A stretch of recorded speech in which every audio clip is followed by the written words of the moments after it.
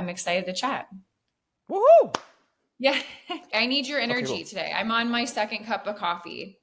Yeah, I am not a coffee person. So Oh, I am a decaf tea person, but I usually spend 2 hours working out in the morning.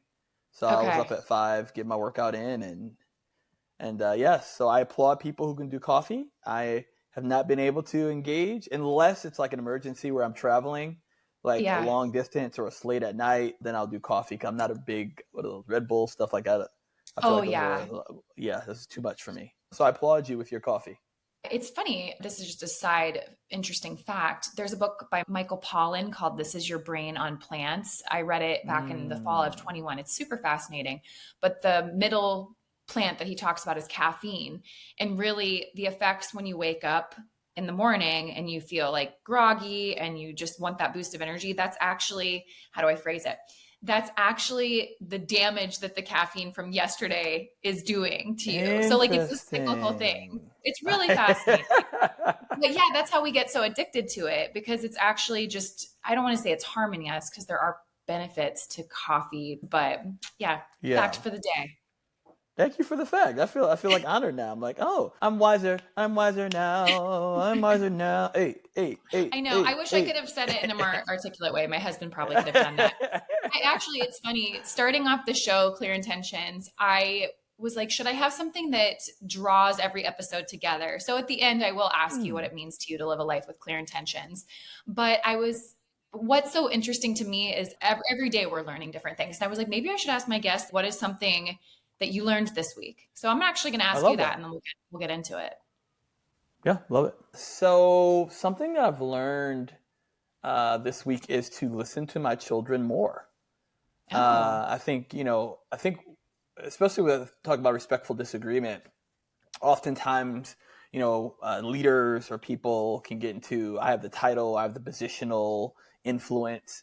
And so we are mhm. driving today. There is a kind of long line. There's something just backing up trying to get the kids to school this morning as I was dropping them off. And Yeah. my daughter was like, hey, Dad, I think we should go around. And I was like, oh, that's the long way. I'm sure it's going to clear up real soon. And she was like, Dad, it's not moving.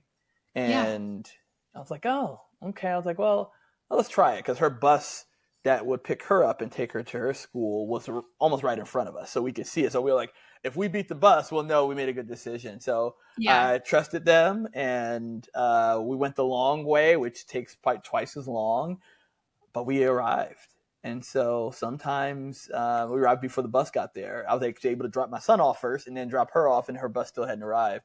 And so Mhm. it's just a great lesson around, even when we have the title of leader, or we're in positional leadership, or a parent, that we can still listen to other people because we don't always know what's best. And so sometimes that's a really, really good thing. Well, and that actually, I'm glad that you shared that, because that does lead us into our conversation today. We are going to be talking about your book about respectful disagreement. But Yeah. I would say, in the sense of learning from others, even from young people, even from our children, there is a humility there to say that maybe I don't know everything Yeah. that I think that I do. And I really am excited to talk to you, because I do think there has been quite an evolution in my personal attachment to my opinions Yeah. since 2019, 2020. And I couldn't respectfully agree at that point. It was just those people were Mm. wrong. But having done some just work through my faith and or talking to people that do have different opinions, humanizing them, Yeah. it's brought me out with clear intentions on the other side, we'll say. So I can't wait to talk about your book. Yes. Let's dive into it. Right now, there is this epidemic of loneliness that's referred to as a silent epidemic. What is Yeah. driving this? There's so many factors that are driving loneliness. So we won't be able to cover every single factor, but Yeah. one of the factors that we believe it's this disjointing of our community, or at least our perceived community. And a lot of times, there's two aspects of it. One aspect is our perceived community, social media, and I really don't believe that social media allows many of us to actually dive deep. There are a few exceptions to this rule, but we go wider than deeper. And I love Cal Newport's work on this in terms of digital minimalism. And so I recently went through that, and it allowed me to actually as I took did a digital detox, I actually cultivated more meaningful relationships. I called people more. I checked on people more. I let them know I was thinking about them. When they had a birthday, instead of sending them a message or typing on their social media profile, I actually called them. What a novel idea. And so that's one aspect of it, is the social media component. But the other aspect is there's been people we've been in a relationship, our friends, family members, coworkers, and with a lot of the political discourse, we feel like we've been forced to take sides. And if you have a side that's different than mine, it's alienated us from some people that we actually drew some really significant community benefits from. And we might not be talking to them as much, or we might not be hanging out with them as much, or checking on them, or they're not checking on us because of the friction. And that's one of the things that we've often find, is that this conflict can often drive loneliness. Now, if we're able to handle the conflict effectively, it actually could draw us closer together. And so that's what our work's been on respectful disagreement, is how do we lean and help people to handle those in ways that make the relationships even stronger, even when there's, high level of disagreement. Absolutely.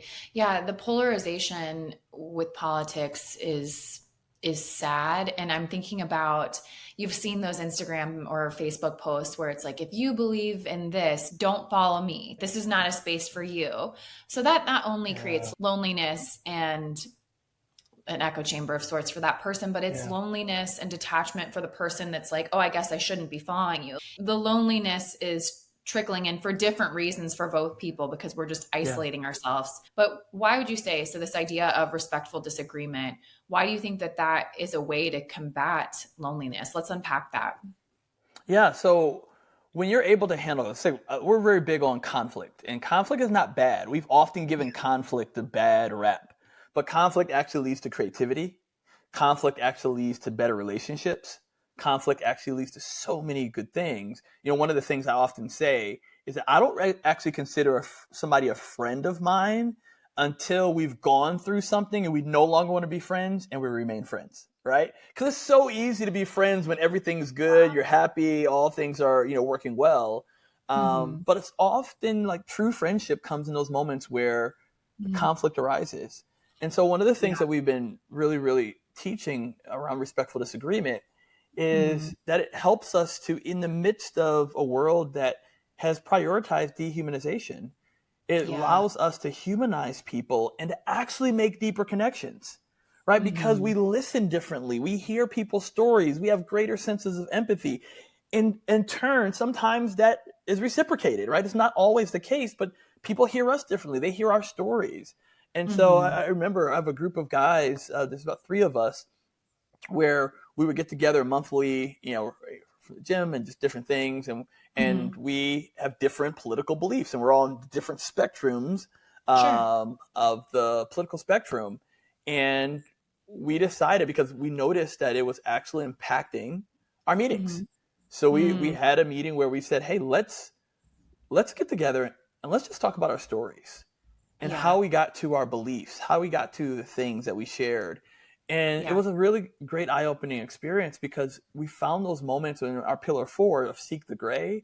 We found those places of common ground where we realized, like, there's a lot that's really connecting us that's more deeper than we thought. And it allows us to actually have a deeper sense of connection to each other. So that's why respectful disagreement can allow for that. The other side of that, I want to be very careful, because I'm not trying to paint the picture that respectful disagreement just leads to better relationships with everyone. It's just a kumbaya. Yeah. No, it's not a kumbaya experience. There are sometimes some things we have to create boundaries with people. Yeah. And in those boundaries, it creates a better, healthy space for ourselves and for them, because one aspect of loneliness is sometimes you don't say how you're really feeling. You just allow people to continue to disrespect you and also sometimes dehumanize you. Yeah. And it actually can impact you, your mental health, and this epidemic of loneliness. And so it's on both fronts that respectful disagreement can help in both connecting people in deeper ways, but also setting healthy boundaries, not barriers, but healthy boundaries from people who might be dehumanizing you in the process. Oh, yeah, that's so good. Yeah, I never thought about that. I mean, Yeah, I've definitely talked to people that are like, I feel like I can't express myself in the workplace and I'm alone. I never really considered that. Okay, so you said with this group of friends that you had, that you guys all sat down, obviously there was a mutual level of respect going into that to share the political affiliations and or Yeah. why you got to that point. All that to say, so many people avoid those difficult and uncomfortable conversations, I think especially with family members. Yeah. So what are we missing out on when we do that? And how would you encourage people to step into that uncomfortability? Yeah. So in our research, one of the things we found, we created this model called the four areas of conversational conflict. All right. And one of those things, of those four responses, is the one that we often think about, right? Is disrespectful disagreement, where, you're wrong, you're stupid, you're dumb. Why would you think that, right? Whether you say it out loud or not. And what we didn't realize, there was a whole nother category, Diane. And that category is called disrespectful agreement. And disrespectful agreement happens in two ways. One, it could be talking to you, Diane, and talking to Kate, and I'm like, Diane, that's a great idea. I think that's amazing. I think we should definitely do that in a team meeting, right, or our family. And then I'm talking to Kate later. I'm like, what was Diane thinking? That's a stupid idea. That'll never work here, right? And so I'm agreeing with you in a moment, but behind your back, I'm disrespecting you. Well, on the Yeah. other side of that, there's a whole other aspect where you might have grown up in a situation, a family, a culture, society Uh-huh. that taught you that children should be seen and not heard. And you bring that into the workplace, into your relationships with you, and you tend to avoid conflict. You just want to keep the peace Mm-hmm. because you saw what happened in family relationships or dynamics in the midst of Yeah. that. And those traumas have informed you. So that leads us to your question of, why is it important? Well, it's important because there's two places that agreeing to respect, which is our pillar 5, is important. That we should agree to respect the other person. Now, I'll be very clear on this, whether they choose to do it back to us or not, Mm-hmm. because it is always our choice. We've come into this place where we start saying things like, I'm going to match your energy, right? I'm going to give you back what you give me. And we asked, who is the only person that you and I can control, Diane? Ourselves. Yes, our kids. And so one of the interesting things, no, I'm joking. I have 4 I kids. was It like, doesn't no, work. not our Or our kids. pets, Maybe if right? we're gonna be Not not even our over here. pets. My Labradoodle, I No. cannot control him either. But ourselves. And so we have the Mm-hmm. choice. And so sometimes we're simply just planting seeds. But on the other side Mm-hmm. of this, when we are able to speak up and to share in appropriate moments, in the appropriate times with other people, it allows us to not alienate relationships, because people can tell. I think we think that people aren't as smart as they are. People can tell when there's something off in our relationship, when we're not communicating like we used to, we're not connecting, I'm not asking you questions, or I'm not calling, reaching out. So Mm-hmm. instead of not addressing it, respectful disagreement allows us to address it in a way that puts it on the table, but it still does it in a way that allows the other person to feel humanized, to feel seen, and to be fully Mm-hmm. acknowledged if we approach it in the right way. Yeah. So you talk about in your book the dotted line dilemma. Those are the Yeah. assumptions about others. Is that kind of what you're talking about? Like if we already have these assumptions, it prevents that meaningful dialogue? 100%, right? That speaks into our pillar 3, which is cultivate your curiosity. And with cultivating your curiosity, we often fill in the gaps with conclusions rather than curiosity. Let me Mm-hmm. give you a great example of this. Now, and I don't want you to think about it, Diane. I just want you to answer off the top of your head. You ready? Okay, this Okay. is the Yeah. test. And everyone listening as well, I want you to do the exact same thing. I want you to answer quickly, do it verbally out loud. All right. So, Okay. what is the correct side of the road to drive on? Go. The right. Yes, absolutely. But what if you're on Australia or Jamaica or other Oh, places, right? sure. Japan, right? Yeah. And it's because our brains are wired to conserve energy. Now, when we've done this test with people who have actually lived in places where they've driven on the right and left side have had a Mm-hmm. harder time responding, Oh, because their context has impacted how they think about it, right? And yeah. That how makes it's sense. shaped for them, right? When I was doing a podcast with someone from Australia and they were like left, I was like, but what if you're in the US? They was like, that's the wrong side, right? Oh, I was like, and yeah. they're like, they're wrong. I'm like, oh yeah, Mhm. right. And this is our thing. It's like, we don't often realize our stories, our context, the traumas, our triumphs, all these have impacted and instructed us in how we think, how we believe, and even how we engage. And that's why I love Oprah and Dr. Bruce Perry's book, which is a big influence in one of our chapters. What Happened to You was a really profound thing because they're changing the narrative from what's wrong with you to what happened to you. Oh, so And good. all of us are informed by the things that have happened to us. So one way that we can do this is instead of filling in the gaps with conclusions and going down the dotted line dilemma where we fill in the gaps with what we think we know, Yeah. what if we asked them? What if we said, well, tell me more about that, or what did you mean by? And this is one of the reasons, even right now, I love this. That I love when people say, Justin, I don't like diversity. I love that statement. You know why? Because my first question back, it's not a statement. It's not, oh, wow, how could you? I can't believe that, right? It's how do you define diversity? Because I often find is that we are having conversations, debates, even at times arguments about things that we have different definitions of. Because when I talk about diversity, that's including everybody. It's not just the big three, race, gender, and identity. I'm talking about socioeconomic, political, religious. Like all of us are part of diversity. But if this person, and I know this person probably values himself because they're part of diversity to me. And so when I'm able to fill in that gap with a question or curiosity, it allows us to actually have a deeper and better dialogue. Do you think, okay, hold on, I'm going to verbally process, or maybe I'm going to say something that I don't fully believe. Yeah. Do you think that holding your own, well, okay, I think holding my own opinions loosely to say in certain senses, I don't believe everything I say I believe. I'm willing to be like, of course you have your foundational values, but in a sense, I even hold those loosely because I'm like, can someone else convince me otherwise? I guess I'll say I'm willing to be convinced otherwise. I have my beliefs, but I'm willing to hear you out to say, does this add to my current belief? Does this change my current belief? Yeah. Or does this not impact my belief? Do you see what I'm saying? Yeah, and I love that. You hold it in tension. One of my buddies, James Robliata, who is this curiosity guru expert, I call him. I love his statement. He's like, what if we listened to people like we were actually wrong? So and good. I love that because it allows us to actually hear people differently. Now, it may not change our minds. And I think that we think that listening to people in that way will convince us otherwise. And what that tells me is that we actually don't really believe what we believe. Or we're not firmly rooted in what we believe. If I'm firmly rooted in what I believe, you could tell me that the sky is purple when it's blue. And I'm like, oh, I'm listening. Like, well, how do you see it as purple? Or how do you define purple?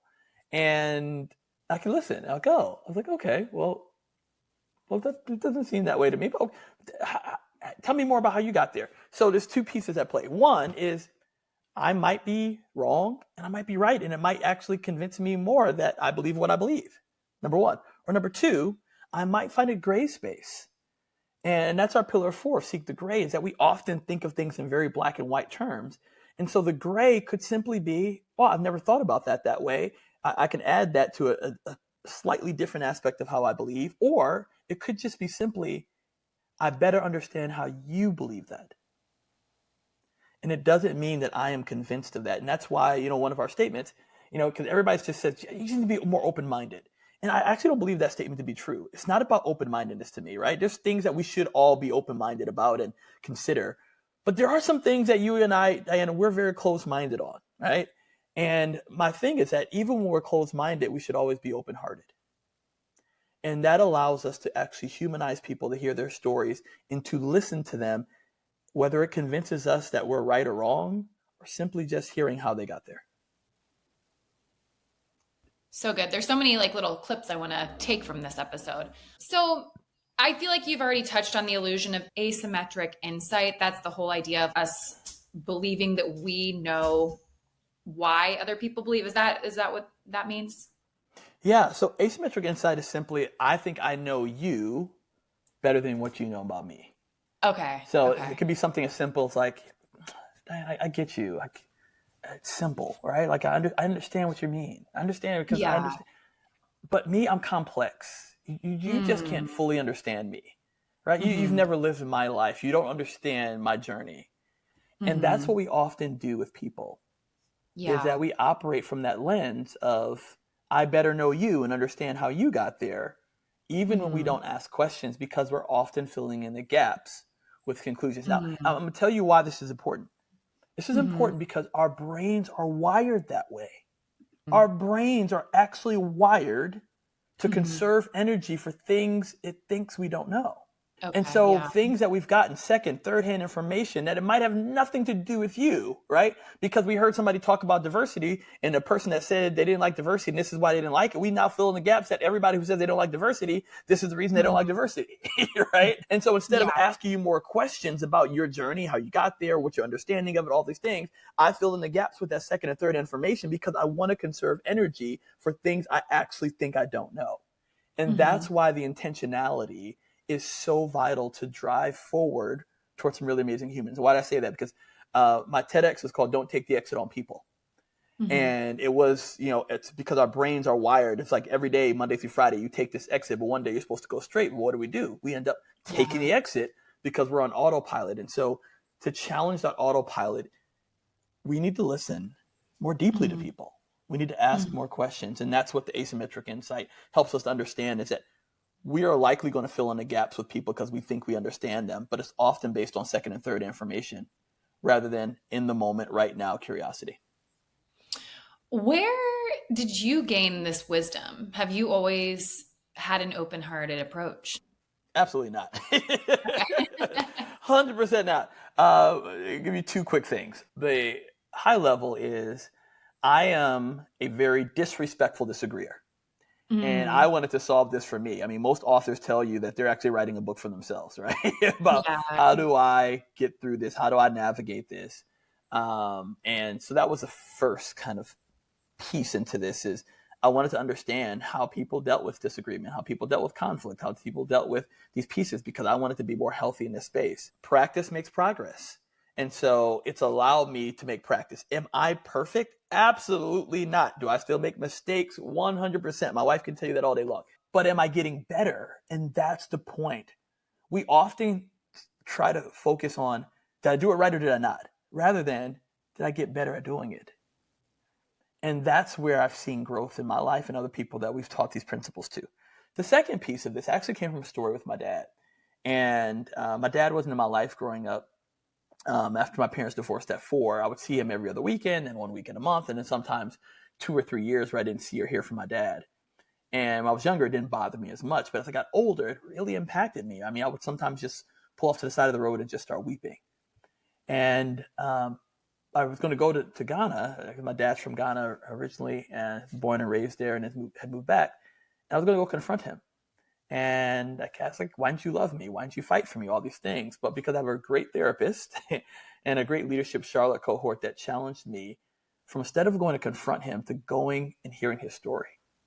A participant probably more eloquently stated that I did. It's like, Justin, they helped you turn a confrontation into a conversation.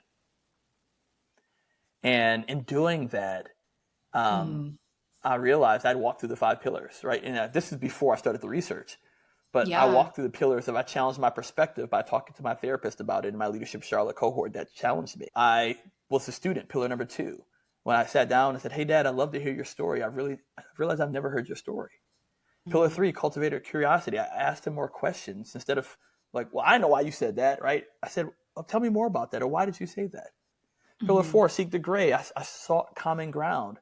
I better understood how he got there. And last but not least, pillar 5 was agree to respect. Now, agree to respect both him and myself. So in respecting him, I fully acknowledged him, his story, thanked him, all these things. Thank you, I better understand he got there, all these things. But I also agreed to respect myself, and I felt that I needed to share my truth as well. So it wasn't just receiving what he had to say. It was also sharing my truth with a heart to help and not harm. And so that was something that was a great catalyst in doing that, because I ended up forgiving him. And in forgiving him, what I didn't realize, Diane, on the other side of that forgiveness was an aspect of my heritage that I've been holding back all these years. And I didn't even realize I was doing that. And it washed over me in so many significant ways, from the work that I do, from the foundation I started, to building a school in Ghana, to going once a year and taking people with me, to a better relationship with my dad. Not a perfect one, but a better one. And I realized that respectful disagreement can dramatically impact our lives if we allow it to.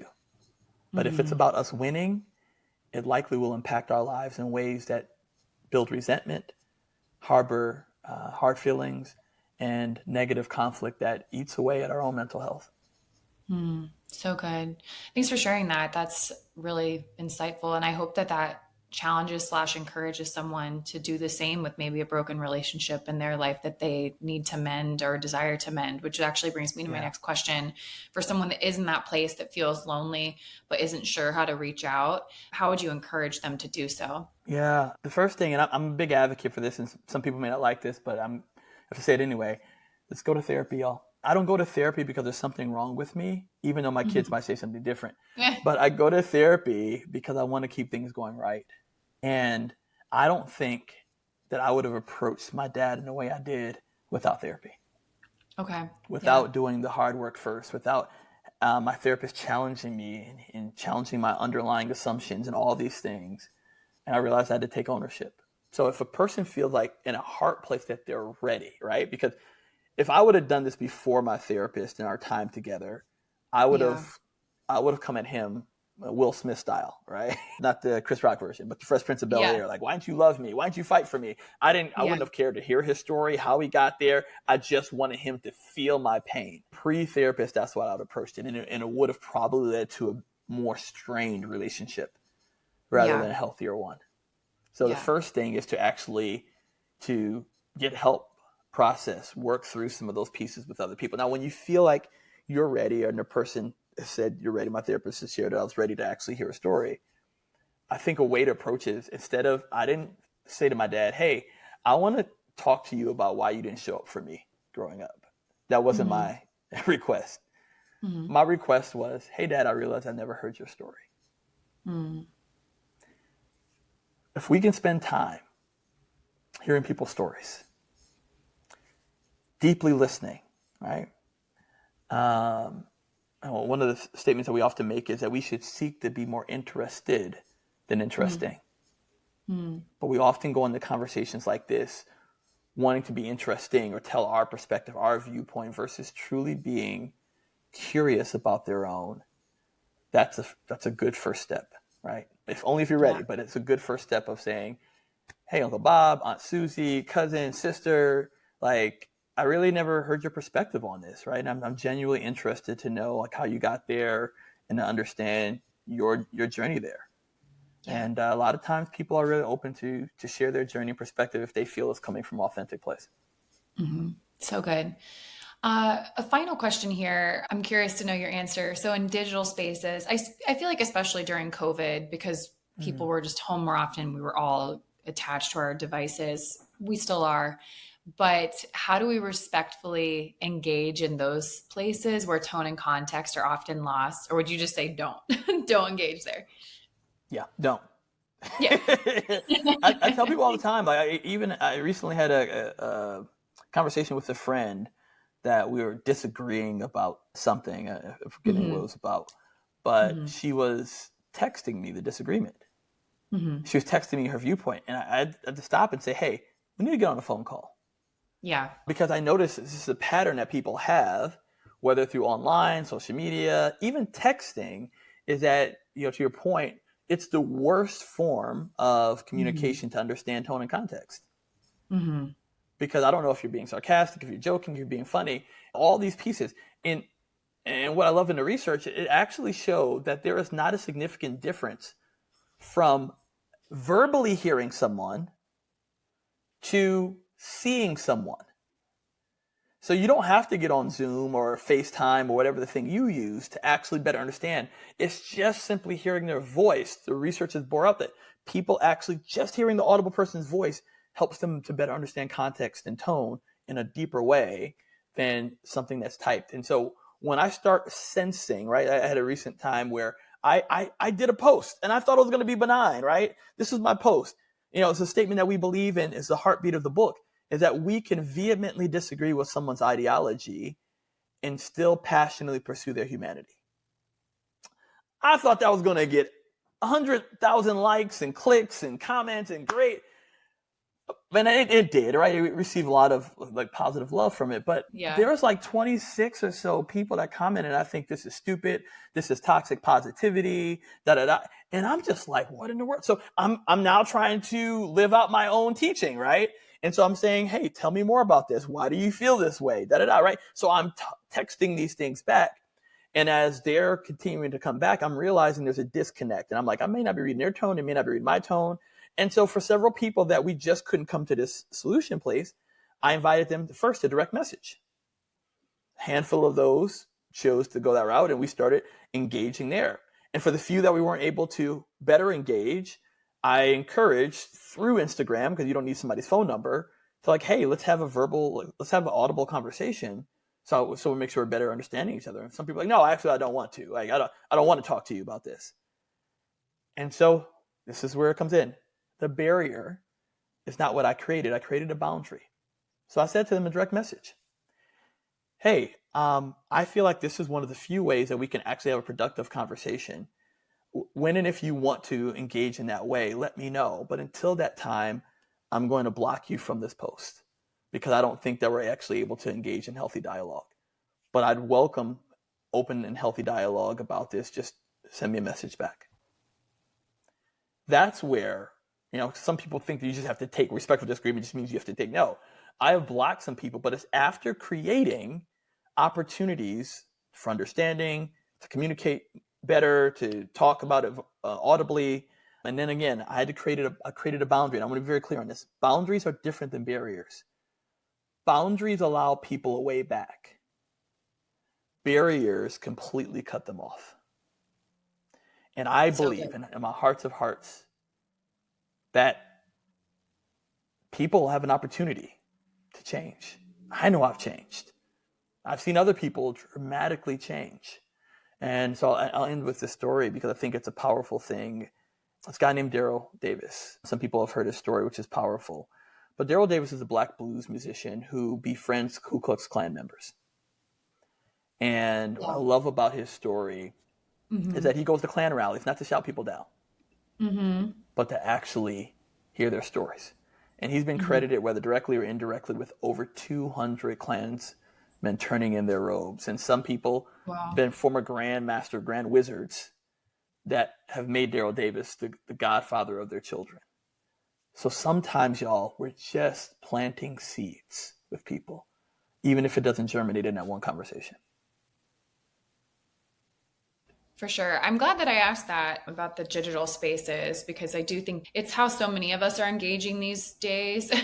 And so I think it definitely needed to be mentioned. But was there any other final word of encouragement? You've given us so much to think about. I think that everyone's going to walk away a better listener from this episode. But is there any other final word you want to leave with listeners before we wrap up? Yeah, two quick things. One, it comes from Pillar 1, and because I'm a strategy person, so I always love giving people practical ways to lean into this work. Pillar number 1 is challenge your perspective, and the focus is how do we engage with disagreement before disagreements even occur? And so I want to encourage people to intentionally, with clear intention, put themselves in perspectives and journeys of things they don't know and things they even disagree with, and go learning. And here's a strategy behind it. I employ this. It's called the Circles of Grace Challenge. So every 6 to 12 months, I go to events, experiences, or I engage with people in either which I don't know a lot about and or I disagree with.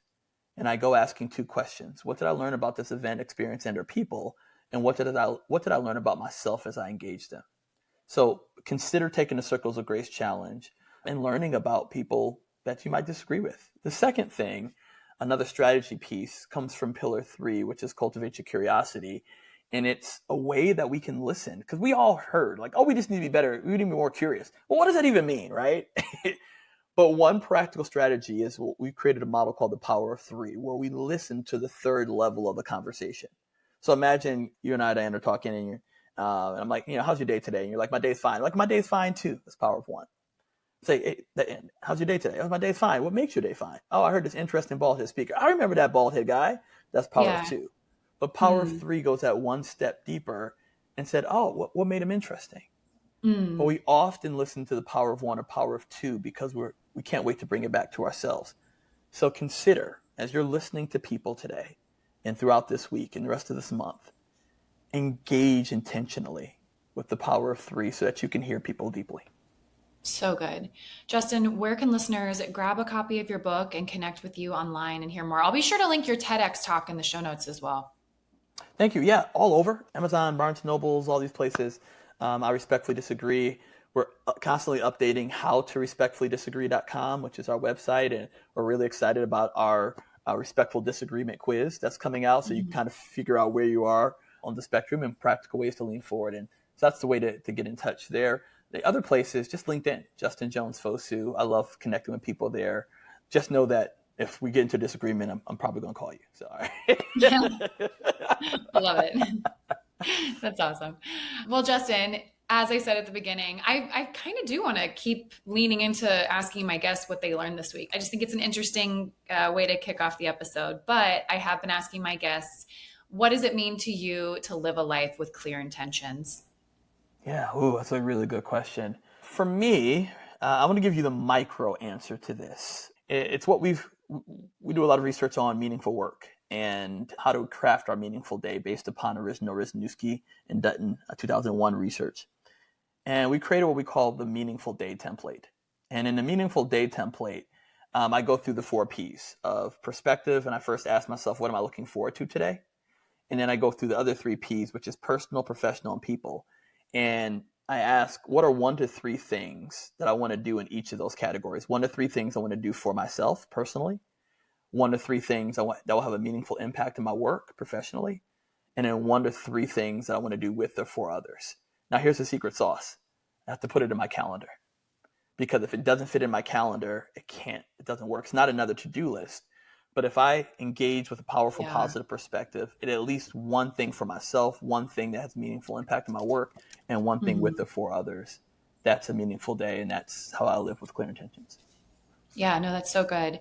I appreciate you joining me today. Like I said, I think that this episode is going to really encourage people just to think a little bit deeper about the way that we're connecting with people. I loved how you talked about the boundaries and not the barriers. That's significant to me in my life. Allowing people to come back into our lives. I think that I have created some barriers with people, but just kind of opening myself back up again, maybe in allowing for a process to occur there. But I just think you've given us so much to think about. So I appreciate you joining me and writing this book. Thank you so much, Diane. I'm so excited for you. Yay, clear intentions.